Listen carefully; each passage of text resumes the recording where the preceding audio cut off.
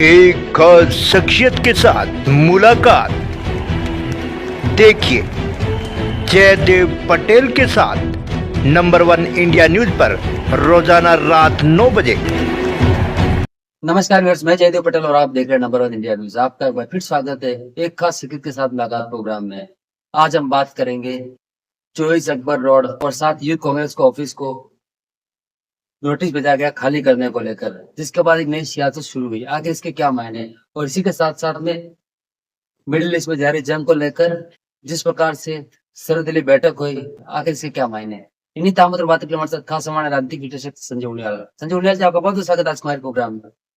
नमस्कार जयदेव जी, नमस्कार आपको और आपके लाखों करोड़ों दर्शकों को नमस्कार, जय माता जी संजय उनियाल जी, आपसे मेरा पहला सवाल है, मिडिल ईस्ट में जारी जंग को लेकर के सर्वदलीय बैठक आज बुलाई गई, इसमें तमाम पार्टियों के सांसद मौजूद रहे, लेकिन कहीं न कहीं इसको लेकर विपक्षी पार्टियों ने हर मोर्चे पर सरकार को घेरने का जो काम किया है, इसको आप कैसे देखते हैं? कोई अगर आप देखें तो जो पिछले 3 वीक से लड़ाई जो चल रही है, खाड़ी देशों में इतना खतरनाक युद्ध चल रहा है और पूरे संसार की स्थिति बहुत भयावह है। वहां रशिया यूक्रेन से 3-3.5 वर्षों से उलझा हुआ है। यहाँ पर ईरान इसराइल से उलझ गया और उसके बाद यूएस ने उसके ऊपर ठप्पा लगा दिया। वहां पे वेनेजुला के राष्ट्रपति और उसकी पत्नी को रातों रात उठा लिया। पूरा संसार जो है ग्रसित है और ऐसे 5 महीने में सारे मुस्लिम कंट्रीज में जहाँ की बहुत शांति रहनी चाहिए थी, वहां पर बहुत बुरा हाल कर रखा है लड़ाइयों से, मारकाट से, बम्बों से, मिसाइल से, पानी की शॉर्टेज से, ऑयल की शॉर्टेज से। उस टाइम हमारे सर्वदलीय बैठक के लोगों को बधाई देनी चाहिए, हमारे प्राइम मिनिस्टर मोदी की सूझबूझ को, जिन्होंने अगर ईरान के से उनकी लगातार संवाद चलता है, रशिया से लगातार संवाद चलता है, अमेरिका से लगातार संवाद चलता है, यूक्रेन से लगातार संवाद चलता है और लीबिया और अन्य कंट्रीज, चाइना की तो बात ही छोड़ दीजिए, ये सब बातचीत करने के लिए तत्पर रहते हैं भारतवर्ष से। आज भी सोए सोए जो है वो ट्रंप ने मोदी जी से बातचीत की। मैं इस बात से ये कहना चाहता हूं कि हमारा संवाद सबसे है जो भारत के लिए सर्वोपरि होगा, भारत के लिए सर्वश्रेष्ठ होगा, भारत के लोगों के नागरिकों के लिए सबसे अच्छा होगा। यही बात मोदी जी ने कही, वो उसको अपनाएंगे, वो उसको कारगर करेंगे और उसको फ्रंट से लीड करते हुए वो बार बार परिदर्शित करते हैं, चाहे वो कोविड का पीरियड रहा हो, चाहे वो इतना खतरनाक खाड़ी देशों का युद्ध रहा हो। उन्होंने आगे से he is leading from the front, आगे से छाती छोड़ के 56 इंच या 112 इंच की छाती नजर आती है उनकी, फ्रंट से लीड करते हैं और बताते हैं कि हम कूटनीति पे विश्वास करने वाला देश है। हम अगर सिंदूर को जवाब देना चाहते हैं 2 दिन में या खत्म कर देते हैं, लंबी लड़ाई करने में विश्वास नहीं करते, अपनी बात को बहुत कम तरीके से, बढ़िया तरीके से रखते हैं संसार के सामने और फिर शांति के लिए दोबारा से 4th इकोनॉमी बढ़ने के लिए बढ़ जाते हैं। तो मुझे लगता है कि मोदी जी की जितनी बुरी बुरी प्रशंसा की जाए, सर्वदलीय बैठक को अगर आप हटा दें, क्योंकि उनके साथ दल नीति, राजनीति, कूटनीति और बहुत खतरनाक दलदल वाली राजनीति हो सकती है, परंतु 140 करोड़ भारतीय मोदी जी के नेतृत्व को बार बार लगा के किसी ना किसी तरह से उनकी बुरी बुरी प्रशंसा करता है। जी संजय उनियाल जी, आज चोइस अकबर रोड और साथ ही यूथ कांग्रेस के दफ्तर दोनों को नोटिस भेजा गया खाली करने को लेकर, जिस पर अब कांग्रेस हमलावर है। कांग्रेस का कहना है कि मौजूदा जो हालात है देश के, उससे कहीं पे ध्यान भटकाने के लिए इस तरीके के बीजेपी की केंद्र सरकार नोटिस भेज करके डाइवर्ट करने का काम कर रही है। ध्यान बंटवाने की क्या बात है इसमें?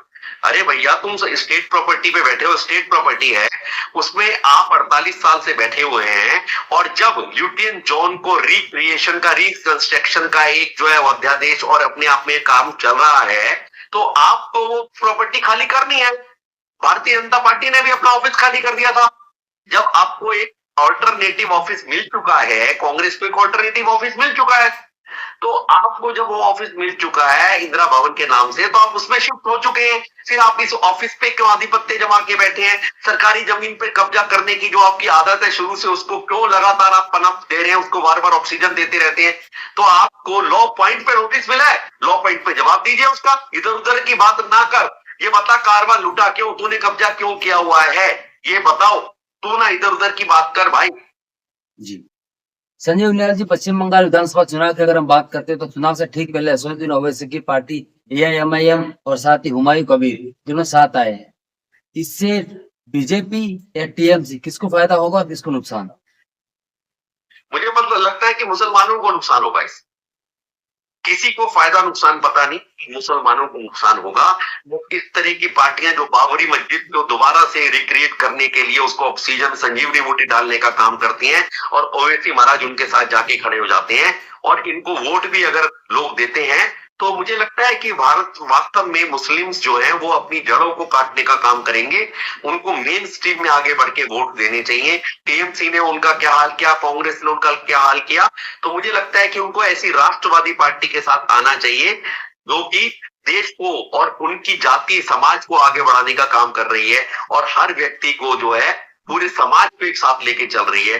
तो और जहां तक पॉलिटिकल आप जो बात कहना चाह रहे हैं पॉलिटिकल चश्मे से, मुझे लगता है कि कहीं ना कहीं कांग्रेस को इसका नुकसान रहने वाला है। टीएमसी, कांग्रेस, जो भी मुस्लिम वोटों पर जो डिपेंड पार्टियां हैं, ये कहीं ना कहीं वोट काटेंगी। 2-4 सीटें भी हो सकता है ले जाए टीएमसी और कांग्रेस को इसका भुगतान। संजय उनियाल जी, आपसे मेरा एक आखिरी सवाल है कि दिल्ली सरकार ने कल अपना बजट पेश किया 1 लाख करोड़ रुपए का, तो वही इस पर कहीं कि आम आदमी पार्टी हमलावर, आम आदमी पार्टी का मानना है कि इस बजट में कुछ नहीं दिया गया है। नहीं, ये अपने आप में 3 टायर गवर्नमेंट क्या होती है। डबल इंजन की सरकार लोग देख चुके हैं, ट्रिपल इंजन की सरकार को काफी जगह देख लिया है। मुंबई में भी देखा, पीएमसी में लोगों ने बढ़ चढ़ के पार्टिसिपेट किया, उनकी डेवलपमेंट देखी। तो भारतीय जनता पार्टी क्योंकि 14 साल से 12-13-14 साल से बाहर थी, कहा चीफ मिनिस्टर नहीं था और एमएलए वाली जो लेजिस्लेटिव काउंसिल थी उसमें भी जब बढ़ चढ़ के आ गई है, तो मुझे लगता है कॉर्पोरेशन को और लेजिस्लेटिव काउंसिल के साथ जब सेंटर कोऑर्डिनेट करके चलता है, इस तरह का स्वरूप रहने वाला है। आप देखिए 4 जो मैं आपको कई बार कहता हूं कि जो खाद के और वो गंदगी के पहाड़ थे, उनके लिए कुछ नहीं किया, उनके लिए कितना बड़ा एक स्मरण और संस्था बनाने के लिए उन्होंने ऑर्गेनाइजेशनल सेटअप को चेंज करने की कोशिश करी है। बच्चों के लिए 9th क्लास से ऊपर के 1.5 करोड़ से ऊपर लड़कियों को जो है साइकिल दी जाएगी, उनको लैपटॉप दिया जाएगा जो बहुत अच्छी बच्ची हैं। तो मुझे लगता है जब साफ सुथरा काम किया जाता है, करप्शन से परे हट के काम किया जाता है, तो इतना बड़ा बजट, ये अपने आप में पॉल्यूशन फ्री बजट है। 15 to 20% पॉल्यूशन खत्म करने के लिए बजट आया है। तो आपने आज तक कभी कुछ किया? आपने तो पॉल्यूशन किया। आपने 4 लोग खड़े कर दिए रेड लाइट पे, रेड लाइट ऑन,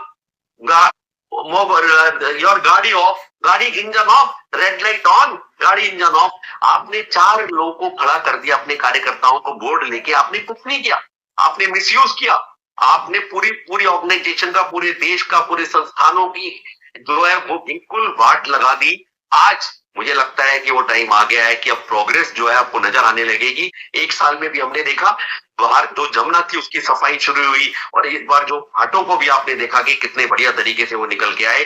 तो 5 साल के बाद एक नया स्वरूप दिल्ली का नजर आएगा, इस बजट के बाद नजर आता है। जी, संजय उनियाल जी, आपने हमारे लिए समय निकाला, उसके लिए आपका बहुत बहुत धन्यवाद। धन्यवाद जयदेव जी।